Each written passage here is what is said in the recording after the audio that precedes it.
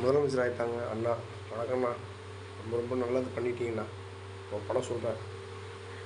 நான்லாம் வந்து எனக்கு 46 வயசாகுது. எங்கள் அம்மாவை எதிர்த்து பேசி சண்டை போட்டதே இல்லை. ஆனால் என் பையன் அவங்க அம்மாவை எதிர்த்து பேசுகிறான்.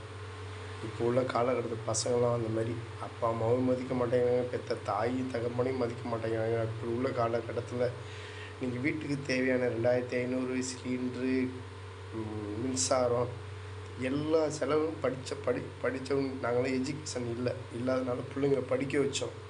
அப்படி படிக்க வச்சோன்னு வேலைக்கு அனுப்பணும்னு நாங்கள் நினச்சிக்கிட்டு இருக்கோம். நீங்கள் வேலைக்கே போக வேணாண்டா, வீட்டிலே இருடா, அவங்க மாதம் மாதம் நான் காசு கொடுத்துறேன்டான்னு அதையும் சொல்லிட்டீங்க.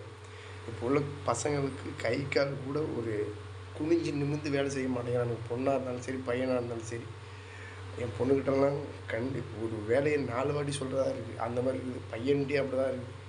இப்படி உள்ள காலகட்டத்தில் நீங்கள் எல்லாத்தையும் ஃப்ரீயாக கொடுத்துட்டீங்கன்னா எப்படின்னா உங்களுக்கு கை காலெலாம் மூவிங் ஆகும்.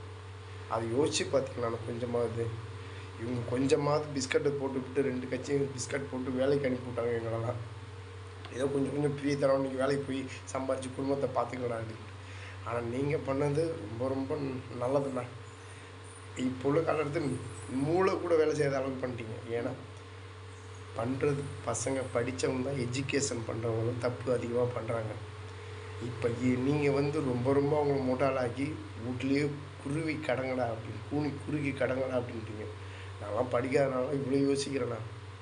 நீங்களாம் ஒரு சினி ஃபீல்டில் இருந்தும் இந்த மாதிரிலாம் நீங்கள் முட்டாள்தனமாக பேசிட்டு வாக்குறுதி கொடுத்துட்டீங்கண்ணா.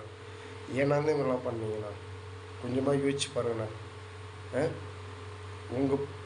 உங்களோட பதவி ஏற்பட்டாருக்கு உங்கள் ஒய்ஃபும் வரணும், உங்கள் பையனும் வரணும்ண்ணா. அதெல்லாம் எவ்வளோ பேசணும்ண்ணா. நான்லாம் எனக்கு என் பொண்டாட்டி எவ்வளோ அடித்தாலும் கொடுமைப்படுத்தினாலும் கூட பொண்டாட்டி நான் விட்டே கொடுக்க மாட்டேண்ணா.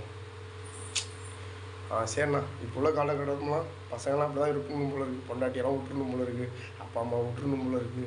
தனியாக இருந்து நான் காசு தரேன்டா, நீங்கள் வந்து அப்படியே வீட்டிலே இருந்து தின்னுட்டு தூங்கி உடம்பு மூளையெல்லாம் சைடில் இருந்து போடா அப்படின்ட்டீங்க. அந்த மாதிரி தான் உள்ள பசங்களுக்கு நடக்கும் போல இருக்குது.